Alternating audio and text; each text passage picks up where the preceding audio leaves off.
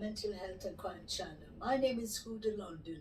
I'm a licensed cognitive behavior therapist and a licensed mental health counselor.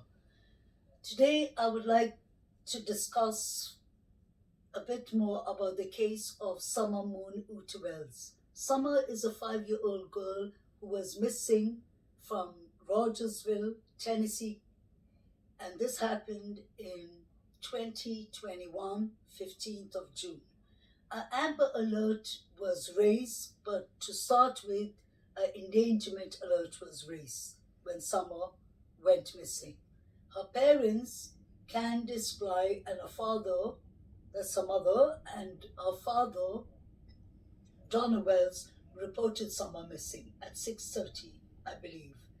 We do not have any exact timelines to go according to, but we just have according to statements and according to interviews from Hunter's mother, Allison, Hunter, and Leslie, who's the friend of Allison.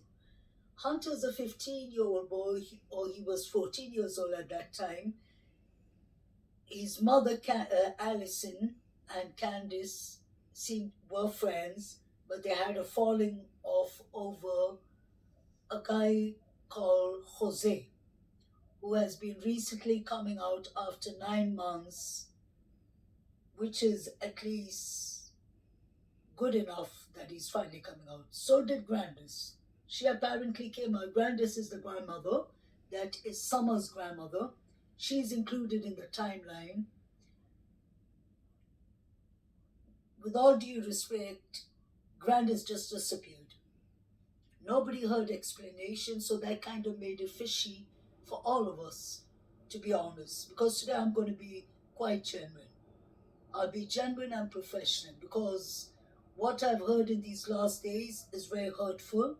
I can imagine what all these children have been going through. Because it's not only Summer Moon Utawels, she's the number one victim here who's missing, unfortunately, and it's heartbreaking. But what is most sad is there are 3 brothers are victims too. So is Hunter. He's a young boy under 18 years old with a mental health illness called ADHD, impulsive ADHD. And so is allegedly Hunter's sister, maybe. The reason I say maybe is the last interview done by JLR, Jason Lee, I believe his name is. Please like and subscribe. He did a nice interview, although it was a surprise interview, so it wasn't well planned, but it was really well done. There was few heartbreaking and disturbing and concerning statements that we received both from Allison, Allison's mother, and Allison's grandmother.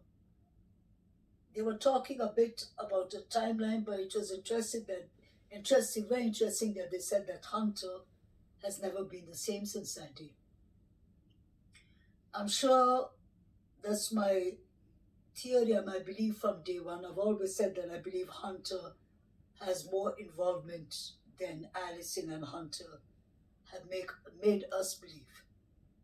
So this is really sad because these are minors going through all these stages of Candice buying them twisted tea, that is an alcohol beverage, drugs like weed and vaping and such things. I do understand that Allison says she wasn't aware, but that makes it very hard for me to believe. Because Jose said that Allison came home to Candice's house, and she saw her son, her 14-year-old son, in bed with Candice. I really hate to say that, but that is something to point out because this all leads us to kind of a picture of what could have been going on. But this is what I wanted to really discuss about today. I can't keep quiet anymore.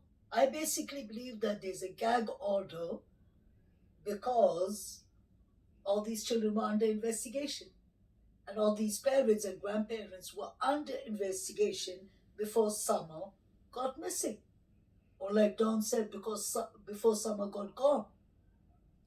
I believe seriously, and I've said that from day one, that Alison is not being frank. She's not being honest because, like I've mentioned it, like a stock record, she keeps on coaching her son in the interview. And that is very clear for me to see. Because I was watching her cognitive behavior.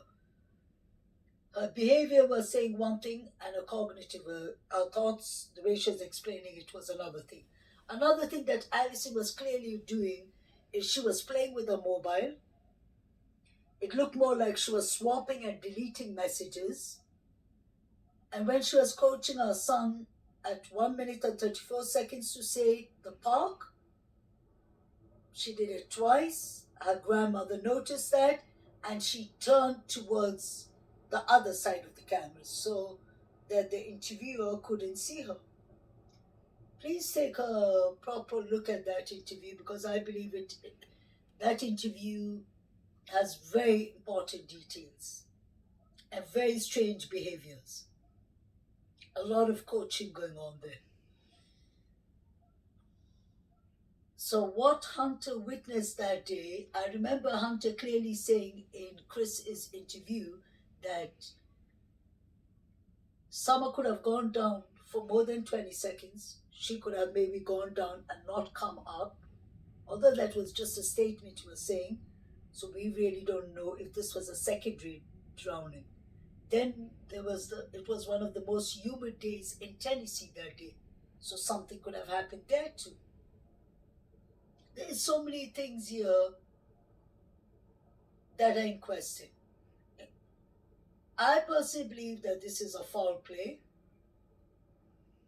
an accident, most likely, that turned into a cover up, or, God forbid, that this could turn out to be a human trafficking case, although I hate to say that.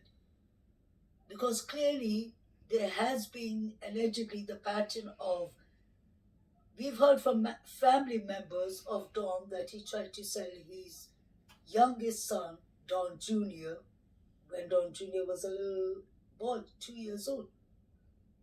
So we do know of Don is allegedly previous behaviors of his SOs, SEX offenses. So if that is true, then that has a lot of part to play with. Because obviously Summer was starting her first school day. And I really am keen to know from and Grandis and Candice, because I see this to be a clear red flag. Why would you be carrying a uniform of the child's first day school that they're so excited over? You would try to pressure the uniform, keep it clean, keep it as new, brand new as possible, and put it away. Why would it be just lying in the back of your trunk in your car? That doesn't really make sense. Did you all have that uniform there as as part of the plan? Because you all knew something's going to happen and you would need extra shift. Summer did not eat that day, clearly.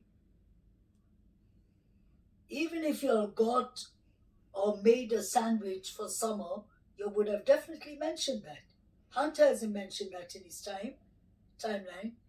Dawn hasn't, neither has Candice. So that means there was no lunch. I wonder if Summer made it actually to lunchtime. Something could have happened to Summer around 2:30, or maybe earlier. God forbid, maybe while they were swimming, or maybe when they went to pick up Grandma. I find it strange. I do understand Hunter said that he's not good with memory. I don't expect any teenager, especially with ADHD, to be good with memory. But this interview that Chris did with them was just 3 weeks after. So you would remember what kind of, he said we were just streaming or watching YouTube or something